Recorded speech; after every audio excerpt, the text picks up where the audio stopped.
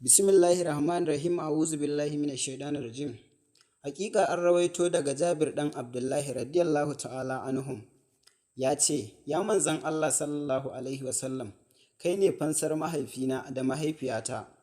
Ka bani labarin farkon abin da Allah maɗaukakin sarki ya fara halitta daga cikin abubuwan halitta. Sai manzan Allah sallallahu alaihi wasallam ya ce, ya Jabir, hakika Allah maɗaukakin sarki abin da ya fara halitta daga cikin abubuwan halitta shine hasken annabinka. Daga haskensa ne sai ya sanya wannan haske yana kewaye ƙudura daidai iyayen da Allah maɗaukakin sarki ya so.